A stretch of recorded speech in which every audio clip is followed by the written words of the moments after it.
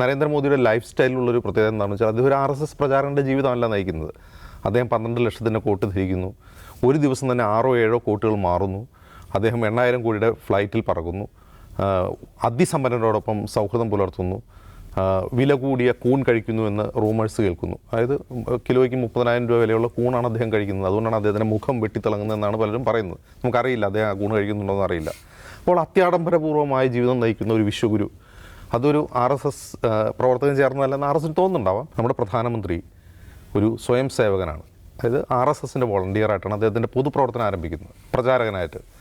അപ്പോൾ RSSൻ്റെ പ്രചാരകനാവുക എന്ന് പറഞ്ഞാൽ RSS മുന്നോട്ട് വയ്ക്കുന്ന ഹിന്ദുത്വ ഐഡിയോളജിക്ക് പൂർണ്ണമായും സമർപ്പിക്കുക എന്നുകൂടിയാണ് അർത്ഥം.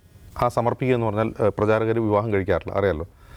കുടുംബജീവിതം നയിക്കുന്നവരായിരിക്കില്ല. അവർ മുഴുവൻ ജീവിതവും RSSൻ്റെ പ്രചാരണത്തിന് വേണ്ടി, RSSൻ്റെ ഐഡിയോളജിയുടെ പ്രചാരണത്തിന് വേണ്ടി നീക്കിവെക്കുകയാണ്.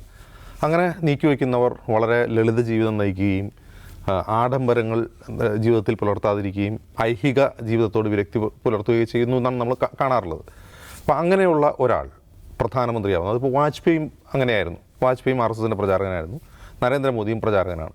പക്ഷേ വാജ്പേയിയിൽ നിന്ന് വ്യത്യസ്തമായി വളരെ എവിഡൻ്റായി നരേന്ദ്രമോദിയുടെ ലൈഫ് സ്റ്റൈലിലുള്ളൊരു പ്രത്യേകത എന്താണെന്ന് വെച്ചാൽ അദ്ദേഹം ഒരു RSS പ്രചാരകൻ്റെ ജീവിതമല്ല നയിക്കുന്നത്. അദ്ദേഹം 12 ലക്ഷത്തിൻ്റെ കോട്ട് ധരിക്കുന്നു. ഒരു ദിവസം തന്നെ 6-7 കോട്ടുകൾ മാറുന്നു. അദ്ദേഹം 8000 കോടിയുടെ ഫ്ലൈറ്റിൽ പറക്കുന്നു. അതിസമ്പന്നരോടൊപ്പം സൗഹൃദം പുലർത്തുന്നു. വില കൂടിയ കൂൺ കഴിക്കുന്നു എന്ന് റൂമേഴ്സ് കേൾക്കുന്നു. അതായത് കിലോയ്ക്ക് 30,000 രൂപ വിലയുള്ള കൂണാണ് അദ്ദേഹം കഴിക്കുന്നത്. അതുകൊണ്ടാണ് അദ്ദേഹത്തിൻ്റെ മുഖം വെട്ടിത്തിളങ്ങുന്നതെന്നാണ് പലരും പറയുന്നത്. നമുക്കറിയില്ല അദ്ദേഹം ആ കൂൺ കഴിക്കുന്നുണ്ടോയെന്ന് അറിയില്ല. അപ്പോൾ അത്യാഡംബരപൂർവ്വമായ ജീവിതം നയിക്കുന്ന ഒരു വിശ്വഗുരു, അതൊരു RSS പ്രവർത്തകൻ ചേർന്നതല്ലെന്ന് RSS തോന്നുന്നുണ്ടാവാം. ഞാനിപ്പോഴും വിചാരിക്കുന്നത് RSSും മോദിയും അമിത്ഷായും തമ്മിൽ എന്തെങ്കിലും പ്രശ്നമുണ്ടെന്ന് ഞാൻ എപ്പോഴും കരുതുന്നില്ല. കാരണം എന്ന് വെച്ചാൽ RSSനെ സംബന്ധിച്ച് അവരുടെ 100 വർഷത്തെ പ്രവർത്തനം, 100 വർഷം ആകുമ്പോഴാണ് അടുത്ത വർഷം, അവരുടെ പ്രവർത്തനത്തിൽ ഗണ്യമായ മുന്നേറ്റം, ഒരു സംഘടന എന്ന നിലയിൽ ഗണ്യമായ മുന്നേറ്റം ഉണ്ടായ ഒരു 10 വർഷമാണ് കടന്നുപോയത്. കാരണം അവർ 100 വർഷം മുമ്പേ തൊട്ട് പറയുന്ന പല കാര്യങ്ങളും നടത്തിക്കൊടുത്ത ഒരാളാണ് മോദി. അത് നടത്തിക്കൊടുത്തത് എങ്ങനെയാണ്? ആ കൃത്യമായ മാൻഡേറ്റ്, ഒറ്റകക്ഷി ഭൂരിപക്ഷമുള്ളൊരു മാൻഡേറ്റ് അദ്ദേഹത്തിന് ലഭിച്ചുകൊണ്ടാണ് രാമക്ഷേത്രം പണിയുക, അതുപോലെ ആർട്ടിക്കിൾ 370 റദ്ദ് ചെയ്യുക. ഇതൊക്കെ RSS എത്രയോ വർഷം മുമ്പ് പറഞ്ഞുകൊണ്ടിരിക്കുന്ന കാര്യമാണ്. അത് നടപ്പിലാക്കുക എന്ന് പറഞ്ഞാൽ അവരെ സംബന്ധിച്ചൊരു ഹിമാലയൻ ടാസ്ക്കാണ്. കാരണം വാജ്പേയിയുടെ കാലത്തോ അന്നത്തെ NDAയുടെ കാലത്തോ നടക്കുന്നൊരു കാര്യമല്ല. അവർക്ക് ഒറ്റയ്ക്ക് ഭൂരിപക്ഷം ലഭിച്ചുകൊണ്ടാണ് നടപ്പാക്കിയത്. അത് നടപ്പാക്കിയ രീതി, അത് ബൈ ഫോഴ്സ് ഉപയോഗിച്ചാണെങ്കിലും രാഷ്ട്രീയ തന്ത്രം ഉപയോഗിച്ചാണെങ്കിലും പാർലമെൻറ്റിനെ ഫ്രീസ് ചെയ്തിട്ടാണെങ്കിലും അത്തരം കാര്യങ്ങൾ നടപ്പാക്കിയ രീതി അത് RSSന് ഇഷ്ടപ്പെട്ടില്ല എന്ന് ഞാൻ വിശ്വസിക്കുന്നില്ല. ഇപ്പോഴത്തെ ഈ വിമർശനത്തിൻ്റെ ലക്ഷ്യം ഞാൻ മനസ്സിലാക്കുന്നത് അതൊരു സേഫ്റ്റി വാൽവാണെന്നാണ്. സേഫ്റ്റി വാൽവ് എന്ന് പറഞ്ഞാൽ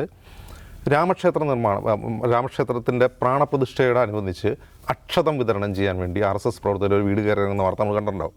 അതായത് രാമക്ഷേത്രത്തിൻ്റെ സന്ദേശം എല്ലാ വീടുകളിലും എത്തിക്കുക എന്നുള്ളതായിരുന്നു അത് RSS പ്രവർത്തകർ ഇറങ്ങിയത്, BJPക്കാരല്ല. RSS ഇറങ്ങിക്കഴിഞ്ഞപ്പോൾ അവർ രാജ്യമൊട്ടാകെ ഇറങ്ങി. കേരളത്തിൽ മാത്രമല്ല, ഇന്ത്യയിൽ എല്ലായിടത്തും അവർ വീടാന്തരം അക്ഷതം എത്തിക്കാൻ വേണ്ടി ഇറങ്ങി. ഇറങ്ങിയപ്പോൾ അത് തെരഞ്ഞെടുപ്പ് പ്രഖ്യാപിക്കുന്നതിന് 4 മാസം മുമ്പാണെന്ന് വിചാരിക്കണം, 3 മാസം മുമ്പ്. അപ്പോൾ അങ്ങനെ ഇറങ്ങിക്കഴിഞ്ഞപ്പോൾ അതൊരു ഡോർ ടു ഡോർ ക്യാമ്പയിനാണ്. ഈ ഡോർ ടു ഡോർ ക്യാമ്പയിനിൽ RSSന് കിട്ടുന്നൊരു ഫീഡ്ബാക്ക് ഉണ്ടല്ലോ, RSSന് കിട്ടുന്നൊരു ഫീഡ്ബാക്ക് സ്ഥിതി അത്ര പന്തിയല്ല എന്നാണ്. അതായത് രാമക്ഷേത്രം പണിതുകൊണ്ട് ഒരു 3ാം മോദി സർക്കാരിന് ആളുകൾ വോട്ട് ചെയ്യില്ല. മോദി എന്ന ബ്രാൻഡ് പഴയതുപോലെ വിറ്റുപോയില്ല, പഴയ അത്ര ശക്തിയോടെ വിറ്റുപോയില്ല എന്ന് RSSന് മനസ്സിലായി. RSSന് മനസ്സിലായപ്പോൾ അവർ സൈലൻ്റായി.